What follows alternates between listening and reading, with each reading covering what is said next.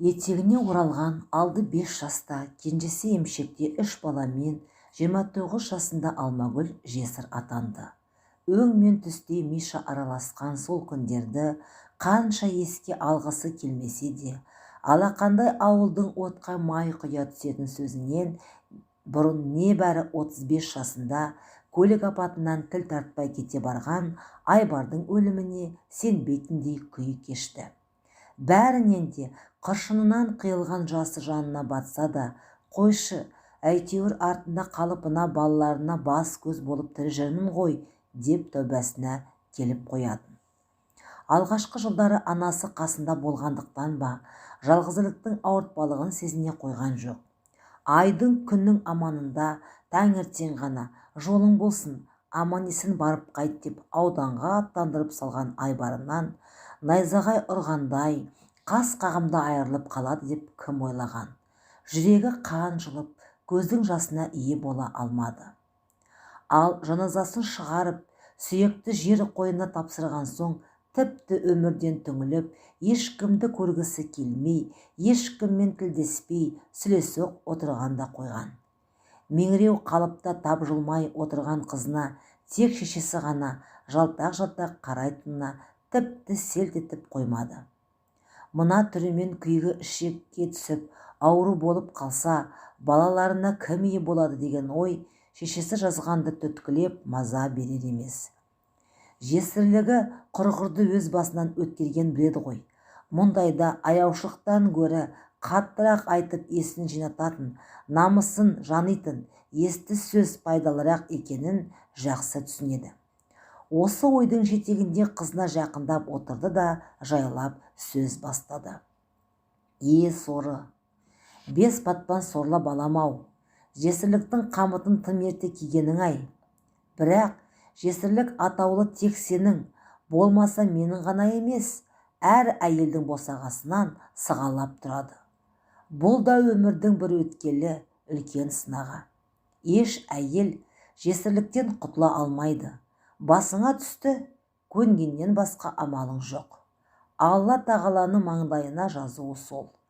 Бірақ үлкен өкінішіміз бұл сынақтан саған тым асығыс төтеннен келуі. Тірі адам тіршілігін жасайды ғой, айтары жоқ өлім. Айбар баламның өзіне обал болдау, қайтеміз. Бізде не қайран бар дейсің?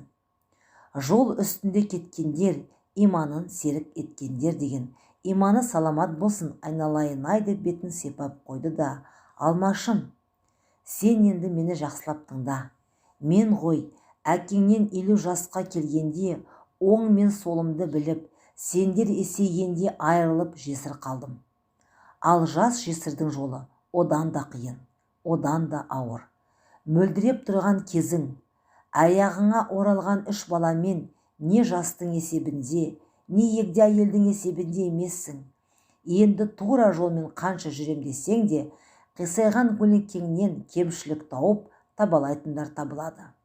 Ақылың жетсе, түнде жылап, күндіз күлесің. Ауырсаң шыдайсың, қиналсаң төзесің, құласаң қайта тұрып, көзіңнің жасын сүртіп тастап, өзіңді сабырға шақырғанда ғана түптің түбінде барлығын жеңіп шығасың. Осы сөзімді қашанда жадыңда сақтарсың балам, деді де құшағына алып сөзін ара қарай жалғады. Қарағым, сенің Айбармен өткен бақытты күндерің келмеске кетті. Енді мына көзге көрінген шырақтарың үшін болған іске болаттай берік болмауға хақың жоқ. Менен туған қыз болсаң, беліңді бекем бу. Қатал тағдырдың сынына төтеп беруге дайындал. Кейде топырақты өлімнің де қайратқа шақырып, намысыңды жанитын кездері болады. Жинал, есіңді жи, етек жеңіңді түр. Анасының бұл жұбатуына еш ишара білдірмеген Алмагүл мелшие түксиген қалпынан танбады. Сол мезетте сырттан қолда аяққа тұрмай шырқырап жылаған кішкене бөпені көтеріп көрші қыз кірді. Баласының дауысын естісе де, Алмагүл селт етпестен бір нүктеге қадалып алған. Кіші абысынының, тағдырдың ісі ғой Алмагүл. баланың не жазығы бар, емізсеңші дегеніне де еш әрекет білдірмеді. Диванда жағалай отырған жақындары болса да, бір ауыз сөз айтуға бата алмай үнсіз бақылауда. Баланың шырылдап жылағанына қарамастан, тап жылмастан қатып қалған қызына не істерін білмеген анасы жаймен мәймөңкелеп айтқаннан нәтиже болмайтынын сезіп, дауысын одан әрі қатқылдатып: «Жетер енді Алмаш, жалғанда сенің ғана байың өліп, жалғыз сен ғана байдан айырылсаңды айтқанға көнбейтін болсаң, онда қазір асылып өл де Айбардың артынан кет. Ақыр саған бала керегі жоқ екен, біздер адам емес екенбіз» деп айқай салды. Алмагүл оған да селт етпеді де, қадалған көзін тайдырмаған қалпынан айнитын сынай байқатпады. Осы сөздерінен кейін де еш әрекет байқамаған ашуға бұлыққан анасы шырқыраған бөпені алды да қызының алдына екпінмен тастай салып, омырауын жұлқи аша бастады. Сонда ғана қызы басын көтерді. Қолындағы баласына үрпие қарап, мылқау адамша еш жауап қатпастан, ықылассыз қолымен омырауын ашты да бөпесін емізуге ыңғайланды. Шырқыраған бала аузына емшек тиісімен жеттім бе дегендей ашқарақтанып емуге кірісті. Үйдегілердің бәрі Алмагүлдің іс-әрекетін бақылап тым-тырыс отыр. Сол үнсіздікті кішкене бөпе қайтадан бұзып мазасыздана бастады.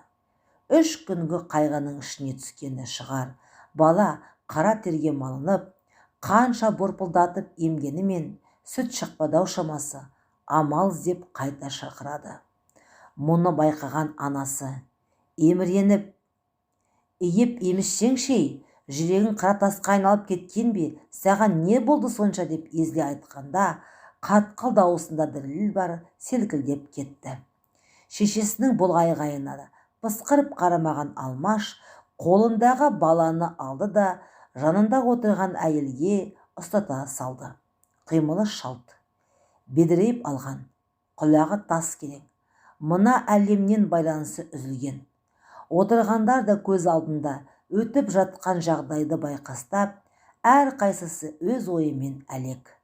Қайтсын-ай, бір ауылда көрші тұрып кішкентайынан тай құландай тебісіп, бір-біріне бауыр басып, ер жете келе сүйіспеншілікпен үйленген бақытты ерлі-зайыптының отбасылық ғұмыры осылай қайғы қасіретпен аяқталғаны бәрінің де жанына батып-ақ отыр. Алмагүл тағдырдың ащы сыйын қабылдағысы келмей, іштей арпалысып, қарсылық көрсетіп-ақ бақты. Сыртқа шығарып жылағаннан да, әркімнің жұбату сөзінен де ештеңе өзгермейтінін, ешкімнің қолынан енді еш нәрсе келмейтінін білгендіктен де дүниеден бас кешіп, түңілісі тереңдеп барады. Өзін де, өзгелерді де көргісі келмейді. Сөзге құлақ асудан да ада. Кім кінәлі? Неге мен, неге бұлай деген сөздердің арбауына ілініп, иірімнен шыға алар емес.